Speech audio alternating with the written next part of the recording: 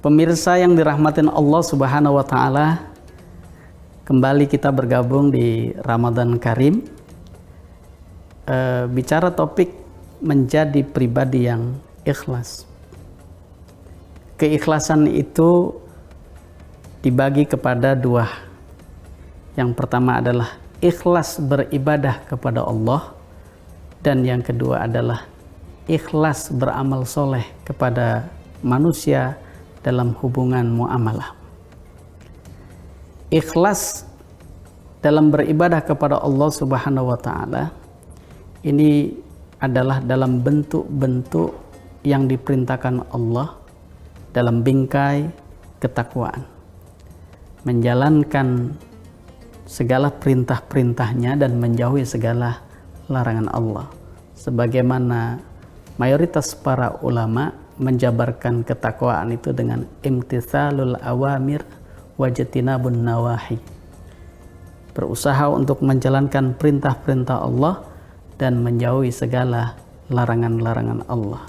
Maka segala sesuatu yang kita lakukan dalam beribadah kepada Allah, puasa kita, sholat kita, zikir kita, dan tadarus kita, haruslah dengan keikhlasan.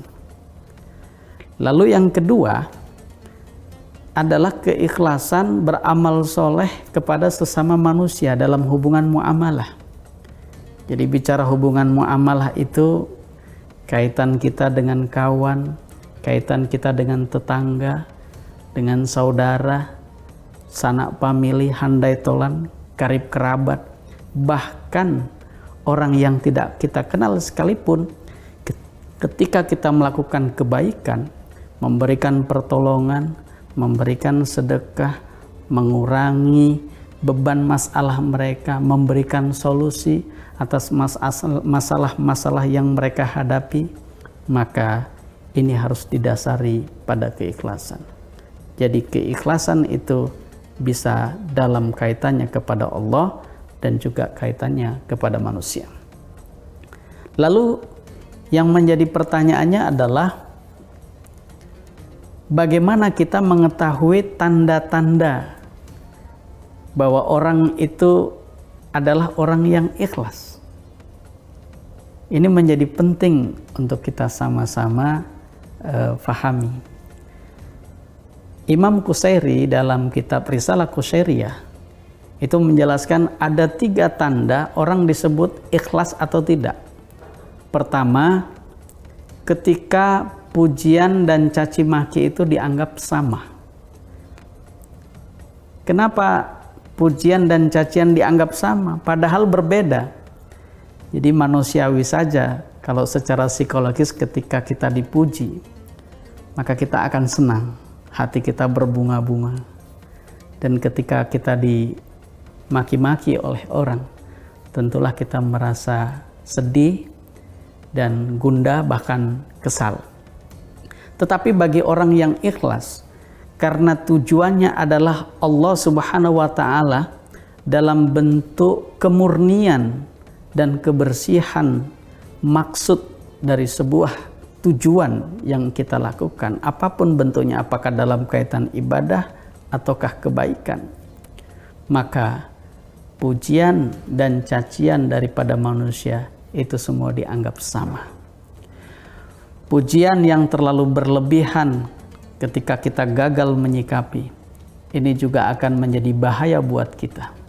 Kita akan melambung tinggi mengangkasa, mengudara, melangit, sampai kemudian kita lupa menjejakkan kaki kita di bumi. Terbang kita dibuatnya. Nah, bagi orang yang ikhlas harus waspada dengan caci maki, kritik, ya. Secara psikologis kita juga sering mengamati orang-orang yang hidup tumbuh besarnya tidak biasa dikritik, maka sedikit saja diberikan nasihat, dikritik, itu dia akan tidak terima dan merasa sedih, apalagi dicaci maki. Maka dia akan marah dan seterusnya. Padahal keikhlasan itu harus terus setia berorientasi kepada Allah Subhanahu wa taala. Pemirsa dimanapun Anda berada dan dimuliakan Allah Subhanahu wa taala, Lalu yang kedua, kata Imam Qushairi dalam kitab Risalah Qushairiyahnya itu, tanda orang ikhlas itu melupakan kebaikan-kebaikan yang pernah kita lakukan. Baik konteksnya hablum minallah maupun hablum minanas, baik kepada Allah maupun kepada manusia. Jadi kita harus rajin melupakan kebaikan-kebaikan yang pernah kita lakukan. Ini subhanallah ya, walhamdulillah. Di tengah orang sering mengingat kebaikan-kebaikan yang dia lakukan, mencatat, bahkan mengingat dengan baik, kita sibuk melupakan.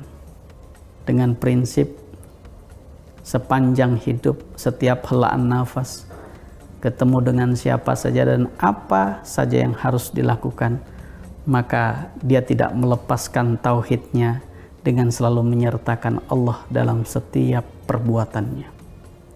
Ini yang membuat bahwa keikhlasan itu diindikasikan, ditandai dengan selalu melupakan kebaikan-kebaikan yang kita lakukan. Kita pernah ngasih uang kepada orang, lupa, alhamdulillah, ikhlas. Kita pernah bantu orang, nggak diingat-ingat, lupa.